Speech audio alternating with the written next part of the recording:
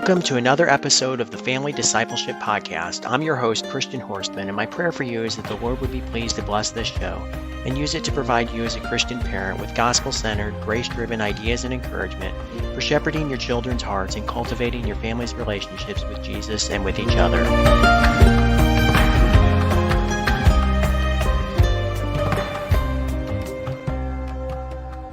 Friends, welcome back to this episode of the Family Discipleship Podcast. Today I have a good friend of mine with me here, Suzanne Gose. Known Suzanne through a mutual friend for, 2 or 3 years now, I think. But she is a homesteader, homeschool mom down in the great state of Texas. And it's always funny because we always think of her as like the chicken lady because she's so interested in chickens and all that good stuff. So interestingly, that's going to be the theme for our conversation today. Suzanne is going to talk to us a little bit about lessons from the chicken coop and how that kind of applies in raising children, raising the next generation of leaders, and discipling our children. So so formal bio, which I probably should have given first. But Suzanne is a happily married mother of 5 children, small business owner, founder and board member of the Community Homeschool Center in Bryan, Texas. Is that right? Right. Okay. She's also a former Texas public school teacher who thrived in teaching in the public school system before beginning their family. And for 22 years now, she's been teaching Spanish and public speaking to homeschool students weekly in the classroom setting at the Homeschool Center in Bryan, Texas. Again, the Gose family lives on their 15-acre farm in Central Texas with their goats, chickens, ducks, and rabbits. And so welcome to the show, Suzanne. Thanks for having me. I'm excited. Yes, me too. So let's just, I guess, go right into the conversation. Like I said, we're going to talk about the roosters and chickens, how lessons from the humble chicken coop that families can apply, raising the next generation of leaders. So tell us first a little bit about your background with homesteading, with chickens. What inspired you to draw leadership lessons from observing those? It's like most good lessons, it's completely accidental. Whenever the things that are really going to stick out with you are the things that you're not necessarily planning, those little moments. And so back, I don't know, maybe 15 years ago, not quite that long because the baby's 15. So maybe 12 years ago, my husband was talking about, what would happen if we didn't have the grocery store? Have you ever thought about that? And I was like, no, And so he said, I mean, we really need to think about that. Like, you're not that great at gardening. And I wasn't. I mean, I was good at raising kids and cooking, but the gardening part, it just didn't have time. And he's like, that's just a concern of mine. I'd like you to think on that. And so, I've heard that you should have chickens. And I was like, okay, fine. And so I went and got 5 chicks from the local little feed store. I had never I didn't know anything at all. And so we got 5 chicks, 1 for each kid. One of the chickens died like that night. One of the little baby chicks is 1 day old. And that just happens, it wasn't anything we did wrong. Just sometimes chicks don't make the trip home very well. So they died. So then I had to go back and get 4 more. And so already I'm a chicken lady. Like I'm already, I had 5 and now I have 9, or actually I had 8 because I was worried about, oh, what if more die, right? Right. So one of them turned out to be a rooster. We're supposed to have all hens. And so from there, just raising chickens and just being outside more. The 5 children were ages 3 to, I don't know, maybe 9. Is that right? Yeah, 3 to 9. There's 6 years between the top and the bottom of them. And so it was just wonderful learning how to take care of chickens. You can't skip it. You can't be lazy. You can't decide not to do it.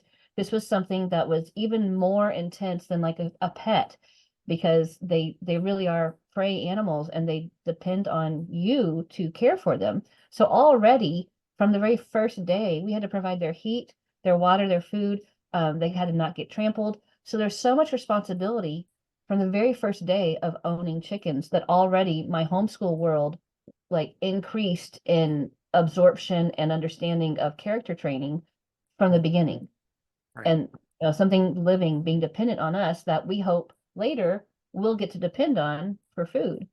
So that was the beginning. And then since then, I just kept on going. We ended up getting an incubator, started hatching eggs. I mean, and yeah, because free chickens, like what? Of course, I'm going to do that. Right. So, and you're still doing it now. Yes. What'd you say? So I have have chicks in the hatcher right now that are hatching today.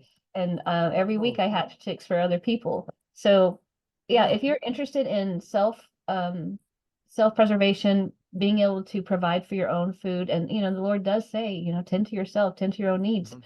Yes. Um, I would highly recommend getting a few chicks from the local feed store. Research it first, but it is kind of the gateway drug to homesteading. Once you get chickens, you're like, "Ooh, what about goats? Ooh, what about you?" And so that's what happened. That's literally what Right. happened with goats. Yeah. So we moved out to the 15 acres, and now we have a whole farm. Yay. Yay. Wonderful. I love that. I love that. So yeah, well, thank you for sharing that story. Um, so let's talk about like I said, lessons from the chicken coop. So what would a strong like leader rooster look like compared to other roosters and hens? Like, because we're talking, like I said, leadership, discipleship. What physical and behavioral characteristics do like leader roosters display, and how does that apply to our family? Yeah, that was a really big deal. So my husband's a Marine, and so he really drilled in the kids like physically and emotionally and all the ways that you think of drilling. He really did drill Right. into the kids leadership qualities as a Marine and following qualities, how to be easy to follow and how to be a good follower. So that chain of command was very serious in our lifestyle. And I didn't really realize that that wasn't common for most homeschoolers. I thought we were normal. But but he was the one that we were sitting out in the chicken yard with the chickens. We loved just hanging out with them and just watching them. They're such funny little creatures and they're so curious. And Casey, our first rooster, the best rooster we ever had, he was so good. He would, we'd throw out little bits of scraps of vegetables or bread or whatever for him. They would come over, and Casey would never ever eat the food. He would pick it up, put it down, and then call to the ladies, to the hens, and say, "Come on over." Sometimes he would pick it up, break it into smaller pieces, and then the hens would come. And so not all roosters are like that. There's different qualities of roosters. But my Yeah. husband pointed out to the children right then, he said, "Look at that. That's a true leader. Officers eat last, and that's a Marine. Well, that's a military thing in general, but Right. the Marines Right. especially, they always were at the end. So if your last guy didn't have enough time to eat, guess what? You also didn't have enough time to eat. So that servant leadership, just like Christ, was illustrated in our rooster, and it was such a physical, easy way to watch. And he would eat eventually, but if the hens all took it and they didn't care, they were just eating whatever he put in front of them. He rarely got treats, and he just kept on doing it. He always and he same thing with not only feeding them first, but being the last one into the coop at night.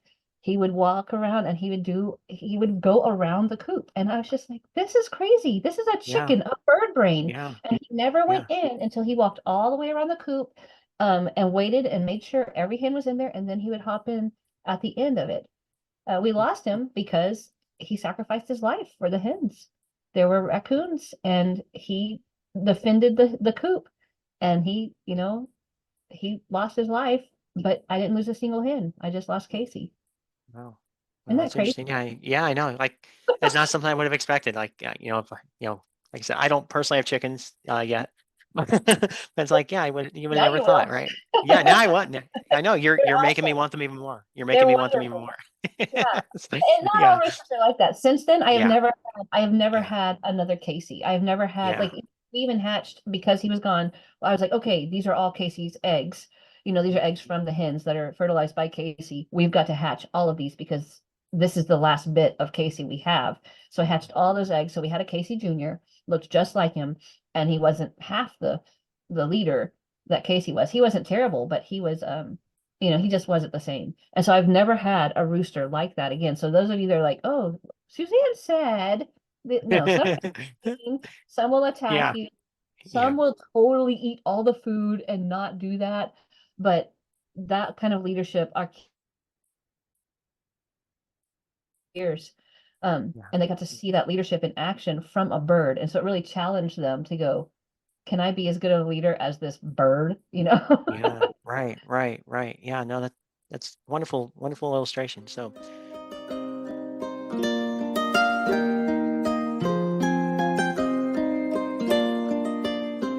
My friends who know me personally will tell you how much I love history, reading, studying, and talking about his story, God's story of the things that have transpired in this world from creation all the way to the present time.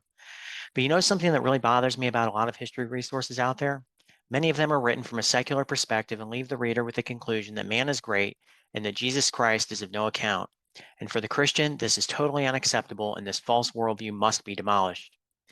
That's why I feel so blessed to have been able to personally work alongside the wonderful team at Generations Ministries the last few months, assisting in editing and prepping the improved and expanded second edition of Kevin Swanson's Survey of World History Before Christ, Preparing the World for Jesus.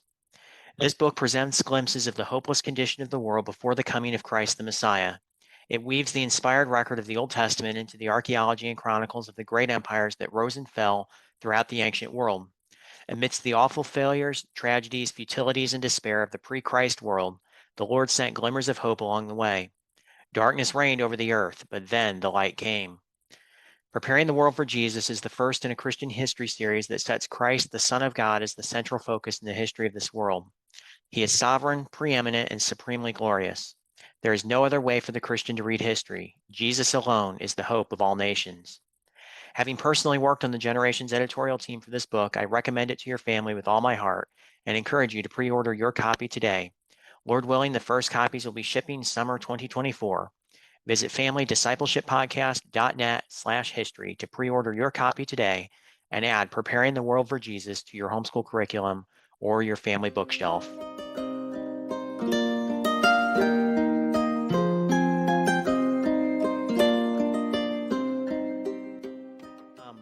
So I know you've said, and I kind of got this idea from a video that I saw on your YouTube channel. And in your video, you talked about how roosters learn leadership by example and experience. So expand a little bit on like how do they learn those skills and how can we apply that to teaching the leadership skills to our children too. Right. Some of it's just instinct, right? But the other Right. thing are they grow up. If there's another rooster among them, then they grow up underneath that, just like our children, right? They model what they see. And so Right. once Casey was gone, maybe that's probably a big deal of why Casey Jr. wasn't so good. He didn't have a model to show him how to do that. And no, you don't want to just eat the food real quick.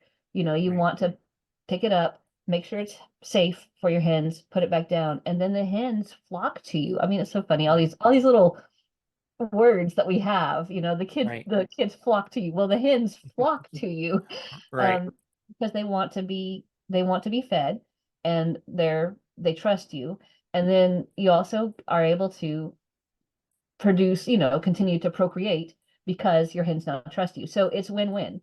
So not only the instinct but the examples, and then the hens continue to listen to you, like they follow you, and so it makes it life easier. So it's just kind of that lead by example. Once this good thing happens, oh, I should keep doing this good thing. Right. um and so the kids, again, my children, we just would sit out there, and we just would sit and just like, look at that, look at what's happening with the hens. So without them having to experience heartache or experience a lack a trip up in a relationship, or be put into a leadership position before they were ready, right? Because that's a lot of times Right. we learn from failure. Well, they were Right. able to see the difference between Casey and Casey Jr.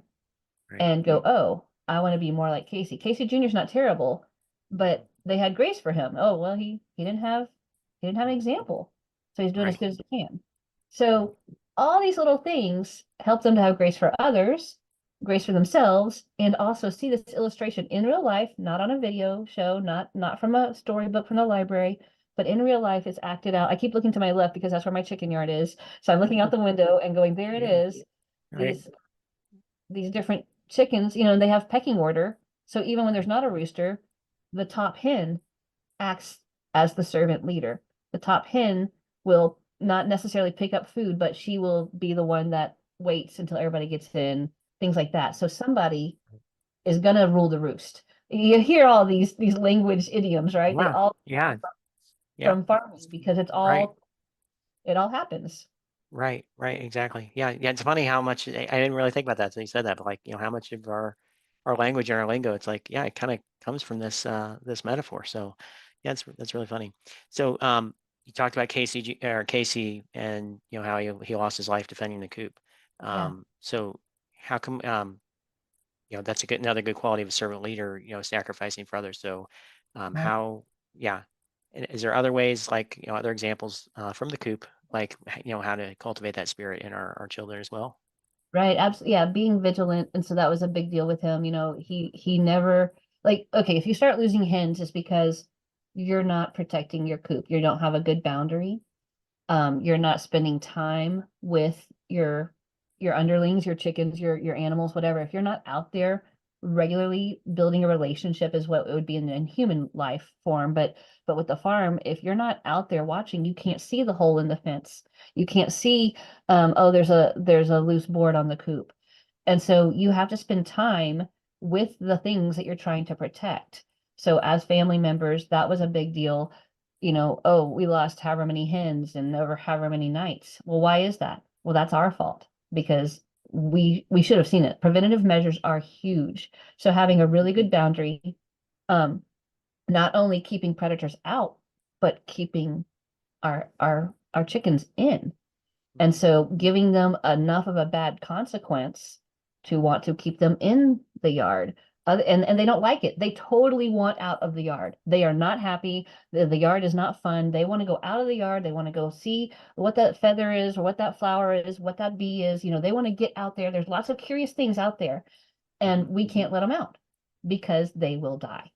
And it's such a cool thing for these kids to be able to see, oh, mom and dad's boundaries, our rules are that's the fence. And we don't let the chickens go out. Why? Not because we're trying to be mean or make them have a terrible life. We're literally trying to save their lives. Right, And right. and then chickens do go out. Sometimes they don't coop up at night, right? They want to hang out on the branches of the tree, and we have to Mhm. like get down here, get back in the Mhm. Yeah, right, and right.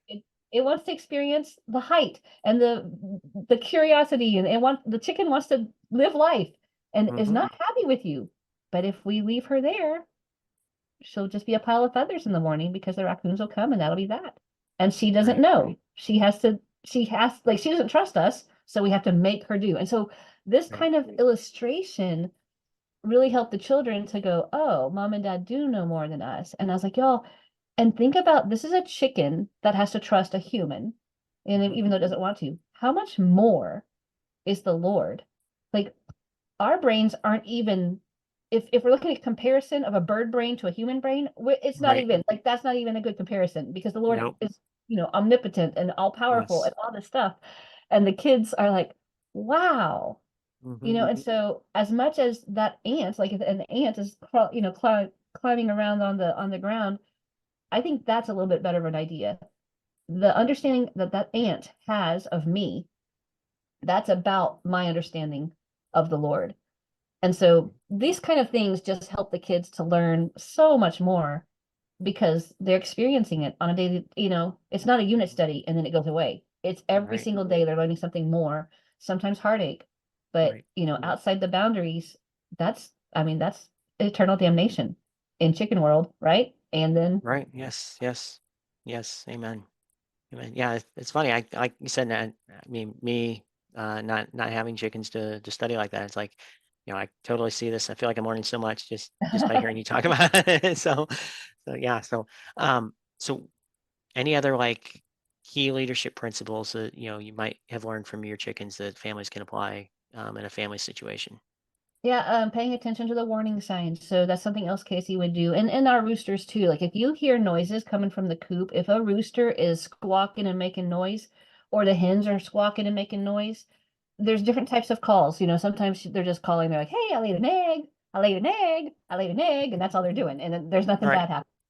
But if right. it's at night, that means something bad is happening. And so paying attention to warning signs, if your child, and we've, same thing, we told the kids if they're having an attitude, if they are causing problems, if they're unhappy in general, complaining a lot, there's something going on, right? There's something going on in their spirit. There's something going on in their daily life that we need to attend to. So whenever you see noise coming out anytime that's not pleasant, like things are not chill, If the chickens are running, oh my goodness, everybody on the farm is out there. Like, why are the chickens running? There's Right. something happening that we have to protect them from. And so that was another thing that helped them to see that, hey, when you have a bad attitude, we're not getting on you because we want to make it worse or because we think, well, let me just add to the pile of your horrible situation right now. Whatever is causing you to feel terrible and then act out this way. We're getting Right. on you because we're trying to find out what is eating you. What is the predator in your life right now that is causing your spirit to be sad and downcast? There's something going on because that's not what the Lord has for us. He has this life, an abundant life. And so we can help you. So same idea when we hear noises coming from the coop and there's some unrest in the flock, somebody's causing problems, and I don't think it's just because they feel like causing problems. There's either a snake or a raccoon or something's happening, or sometimes a sick animal. There's a sick chicken, and the others are picking on it. Well, I need to get that chicken out of there and save it.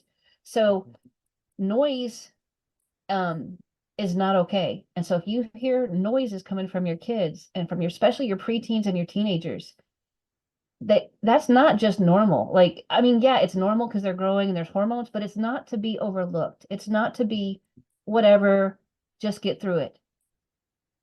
By the time they get through it, yeah, maybe they've survived, but they're wounded now. And we need to pay attention to the noise that's coming from the coop. We need to go find out what is the actual root cause, what is happening, and can we remove that cause? And if we can't, can we give them the sustenance, the tools to help them through it? Right. So there's just Yeah. lots of homesteading things. I mean, same with goats, Right. turkeys, same idea. Right. Right. But the key is, like you said, address the noise before it's too late. Address the noise Take immediately. yeah. Yeah, you run Yes. into it. You don't go, it'll be fine. They can Yeah. cry it out. No, you run to it because there's something going on right now and the damage is happening and you Yeah. can help them with it. Yeah. No, that's wonderful. I love that. You mentioned a few times, like, how your children have kind of seen these lessons, and so what's their reaction generally to, when you point these out, or do you point them out to them more, or do they kind of see them on their own more now, or how does that Now they work? do. Now they do. They're old Yeah. now. The oldest is 22 and the baby is 15. And so when they were little, they liked it and they were amazed, and that was the beauty of living on a homestead as well, is I didn't worry about science so much because it's all around you. You know, Yeah. we are beekeepers, we have goats, we have chickens and ducks, and there's lots of things like I don't know if you know when you hatch chicks, it takes 21 days. So if you put a chicken in the incubator or an egg, sorry, if you put an egg in the incubator on a Monday morning, it will hatch on a Monday morning, 21 days later. If it's a turkey, 28 days later. If it's a duck, 35 days later, or a goose, Wow. 35 days later, all in multiples of seven. And Wow. so that's one of those things that the kids, I didn't really pay attention to. But Right. when we were trying to figure out how long do you put the turkeys in versus the ducks versus, and they were like, multiples of seven, mom. The Lord really likes sevens. I was like, that's Yeah. cool. So small things Yeah. like that they point out, but at the beginning they enjoyed it. At this point, the baby, I should not call her the baby, but she's my baby. The 15-year-old is like, yeah, yeah, yeah, mom, yeah, you've already taught me that. I'm like, okay, okay. So to her, it's now commonplace, but she doesn't realize that most of her compatriots, her friends, her comrades out in the homeschooling world have no idea about this stuff. And so I would like her to share it with others because the Lord is Yeah. in all of this. He is the creator and he made all this stuff work Mm. and we can learn Right. from it. He's the perfect shepherd. Yes. Yeah. Yeah. I've thought about that before, though, not necessarily just with chickens, but just other things. It's kind of funny how, God, it's like God wanted us to learn a lesson from this when he made this. And it's like, think about, how he programmed certain things certain ways. So that when we see it, we're like, oh, that makes sense. And, this applies, the same principle applies, in the spiritual realm or in family life or whatever. So, that's kind of one of the things I like to do sometimes. Like, you're probably familiar with like Pilgrim's Progress. And I always think of, there's one scene in Pilgrim's Progress where, they're like doing that. And they're like, oh, here's a lesson from, the flame in this candle. And here's a lesson from, this and that. And so it's neat to see, how God has programmed different things like that. In your case, a lot with the chickens, but I've learned a lot just from this conversation, and I really appreciate you sharing this with us, with me and with our listeners. Um, so yeah, it's great learning opportunity, and you've made me want to get chickens even more than I have been already. So so so anyways, so before we go, just wanted to open up a space for you to, tell people a little bit about your homeschool business and what you do, and besides raising chickens, um, and where can they learn more about you and what you do? All right. Yeah, so I'm the creator of Flip Flop Spanish and Yeah. Spanish Geniuses. So Flip Flop Spanish is a whole family Spanish, and I created it simply because I couldn't find anything. Whenever I left the public school, I was taught to teach the lesson, right? And so you always just taught the lesson. And so I went out, that's how I was taught to teach. And so I looked and looked and looked for things that would work for homeschoolers. And I couldn't find anything. So I ended up creating my own. And then that just grew and grew and grew over the past 20 years of teaching Spanish classes to homeschoolers. And so then I developed it into a curriculum to help homeschoolers learn on their own, because that's the best way to learn a language, is speak with those around you. So your family needs to learn together. So that's Flip Flop Spanish. And then as those families grew up, they wanted a high school credit course. And I'd like, no, I'm not doing that because I don't like kids on screens. I don't like screens in general. And so my Yeah. husband pointed out, well, so you're gonna do nothing? They have nothing. I was like, oh, all right. So if you have a Spanish class where you are, that's the best option to get your high school Spanish credit, to get the grammar and the literature and all that deep stuff that's beyond just speaking. So Flip Flop Spanish will get to you where you're speaking, but to get the credits that you want from a high school course, go to a course. If you don't have a course, then SpanishGeniuses.com is the videos of my classes edited down, and you get to go through the textbook just like you were in my class. And you have access to me also twice a week. So just like you and I, Christian, are sitting here Yeah. talking, I have Spanish. In fact, an hour before I came on, even though I'm a Yeah. little under the weather, I had, 12 Spanish geniuses from Washington State all the way down to Florida come on here, Wow. and we played Spot It in Spanish. And No, that's so fun. Yeah. yeah, it's super fun. And so they're all Yeah. one another. So it's a Yeah. great, great time. So even though I was coughing and, blowing my nose throughout the thing, they didn't miss Yeah. it and I wouldn't miss it. So Yeah. yeah, flip flop Yeah. Spanish, Spanish geniuses, and get Okay. some All chickens. right. Well, yeah, that was what I was going to say next. I was going to say I'm going to put all the links to that in our notes with this episode. But then my last thing was going to be like, what final word of inspiration besides getting chickens would you would you give to families on just finding creative ways to observe and learn, not just leadership lessons, but spiritual lessons, family life lessons, from nature. Do you have any other thoughts on that?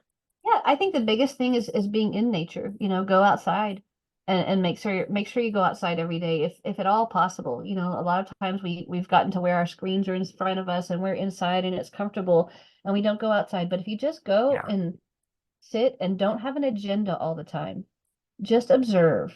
The Lord will not leave you bereft. He will not leave you empty. If you want to be in his will, guess what? He also wants you to be in his will. And so all you have to do is be a willing participant. And so once you engage and say, Lord, I want you in this mighty creation to engage me, I'm here and I want to know what you want me to know. Right. The kids will Yeah. see that in you and they'll model that. And so already just breaking it down to that tiny little step, go outside and ask the Lord to show you what he would have you be shown. And Mhm. I have never heard anybody do that and come back empty. Mhm. Yeah, amen. It makes me think of George Washington Carver. Mhm. He said a quote once, and I'm paraphrasing it because I don't remember exactly, but he said something to the effect that, basically God made nature. It's like almost like an unlimited radio station. That he's talking to us through it. We just have to tune in and listen. So so kind of That's right. You applicable just pay here. attention. Yeah, Yeah, just yeah, pay yeah. Just attention. just pay attention. Yeah, put the screens down and pay attention. Stop being So entertained.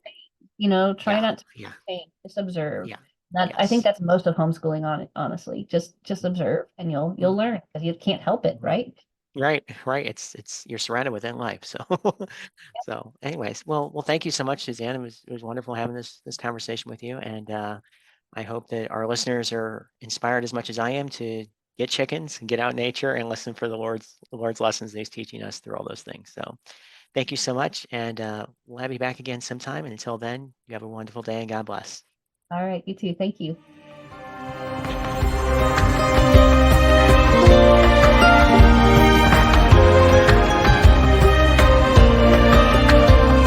You've been listening to the Family Discipleship Podcast. I truly hope that you've been blessed and encouraged by the things we've covered today. And I'd love to hear your feedback, questions, or even suggestions for a particular guest or topic that you would like to see featured on a future episode. Feel free to email host@familydiscipleshippodcast.net. And don't forget to follow the show on social media and subscribe on YouTube or your favorite podcast platform so you don't miss new episodes as they're released. I hope you'll be able to join us again next week, but in the meantime, I pray that the Lord will continue to bless your family as you endeavor to shepherd your children's hearts and cultivate your family's relationships with Jesus and with each other.